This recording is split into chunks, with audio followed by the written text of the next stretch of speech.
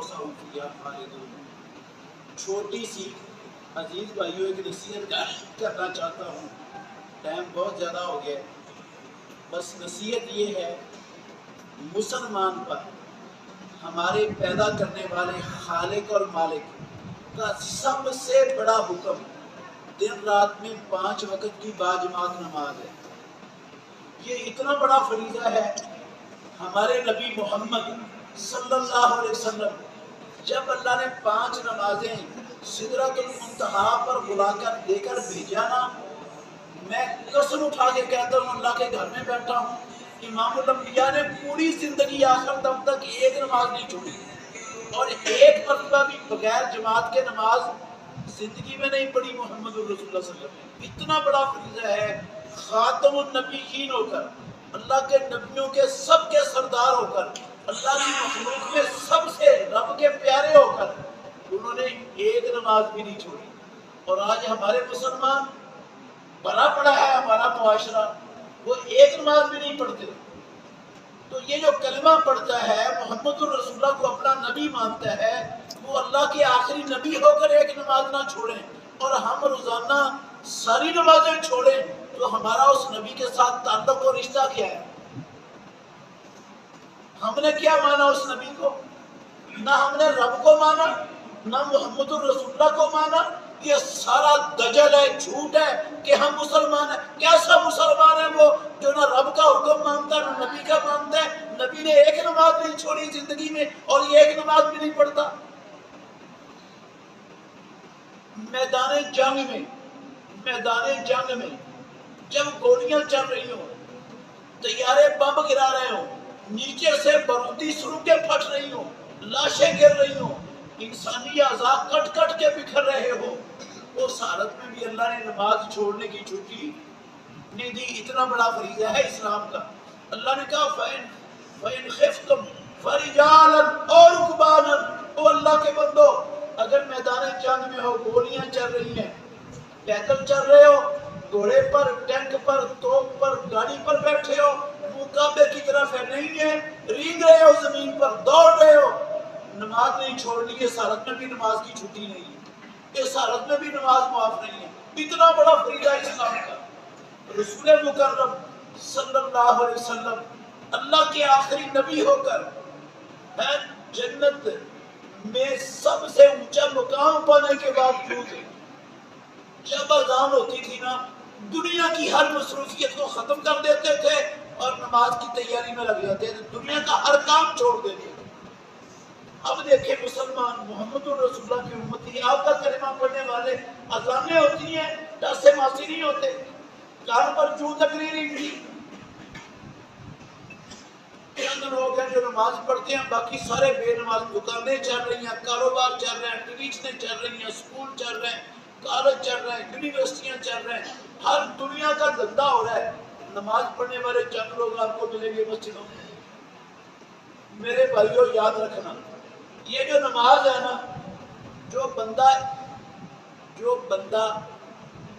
5 وقت کی نماز نہیں پڑھتا، اس کا مسلمان برادری سے رشتہ ختم ہو جاتا ہے، اللہ کی قسم رشتہ ٹوٹ جاتا ہے، وہ مسلمان برادری کا فرد نہیں لیتا۔ یہ کوئی معمولی مسئلہ نہیں ہے، یہ کوئی ایسی بات نہیں ہے نماز پڑھو گے تو اجر ملے گا، نہیں پڑھو گے تو گناہ کوئی نہیں ہے۔ جو نماز جان بوجھ کے چھوڑ دیتا ہے اس کا مسلمانوں سے رشتہ ختم ہے۔ قرآن میں لکھا ہوا ہے، یہ مولوی صاحب کی بات نہیں ہے جو میں سنا رہا ہوں آپ کو۔ 11 نمبر آیت ہے سورہ توبہ کی، اللہ نے کہا فَإِن تَابُوا وَأَقَامُوا الصَّلَاةَ وَآتَوُا الزَّكَاةَ فَإِخْوَانُكُمْ فِي الدِّينِ۔ اگر دنیا میں رہنے والے انسان کفر شرک سے توبہ کر لیں، نماز قائم کریں، زکوٰۃ دے دو، پھر دین میں تمہارے بھائی ہیں۔ اس کا مطلب ہے جو نماز نہیں پڑھتا وہ مسلمانوں کا دین میں بھائی رہتا ہی نہیں۔ تو جو مسلمان کا دین میں بھائی نہیں ہے وہ مسلمان ہوگا؟ رسول مکرم صلی اللہ علیہ وسلم کی سچی زبان سے نکلے ہوئے 100% سچے اور سچے لفظ ہیں میرے بھائیوں۔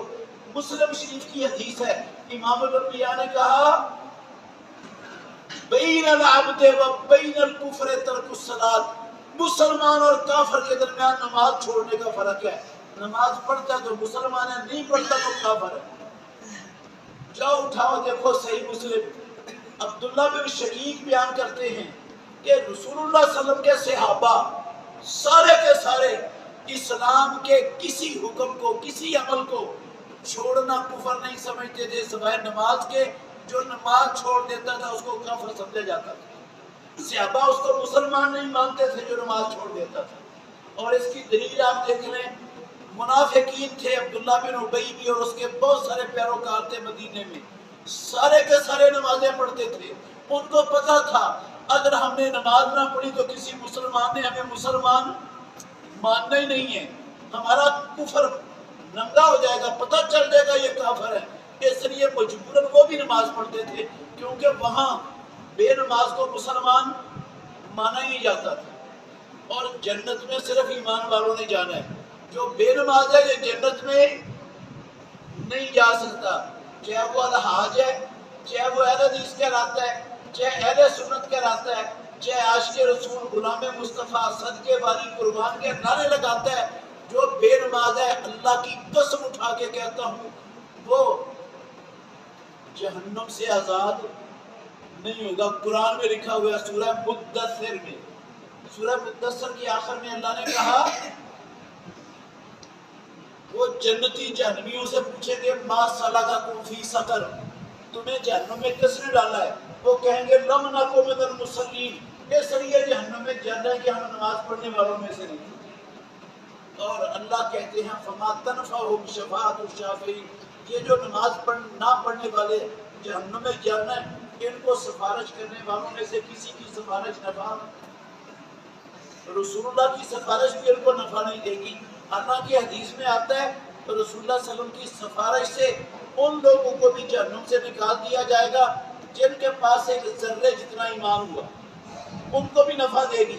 لیکن بے نمازوں کو رسول اللہ صلی اللہ علیہ وسلم کی سفارش سے بھی یہ قرآن کے لفظ میں فائدہ نہیں ہوگا۔ اس کا مطلب ہے جو نماز نہیں پڑھتا اللہ کی نظر میں اس بندے کا ایمان ایک ذرے جتنا بھی نہیں ہے۔ تو جب اللہ کے نزدیک ذرے جتنا ایمان نہیں ہے تو جنت میں کیسے جائے گا؟ سفارش کام کیسے آئے گی؟ تو میرے بھائیوں، اذان کا مطلب ہے اللہ سب سے بڑا ہے، سب سے بڑا، دنیا کی ہر شے سے بڑا ہے۔ جب اللہ اکبر کی آواز سن جائے مسلمان کو تو مسلمان پر فرض ہے دنیا کی ہر مصروفیت ختم کر کے پانچ وقت نماز کے لیے چل پڑے۔ اگر ایسا کرتا ہے تو پھر وہ کامیاب ہے، ایسا نہیں کرتا تو پھر پچھتانا پڑے گا، جہنم میں جانا پڑے گا، آگ میں جلنا پڑے گا، نہ کوئی سفارش کام آئے گی، نہ کوئی اور نیکی کام آئے گی۔ اللہ ہم سب کو سمجھنے کی اور عمل کرنے کی توفیق عطا فرمائے۔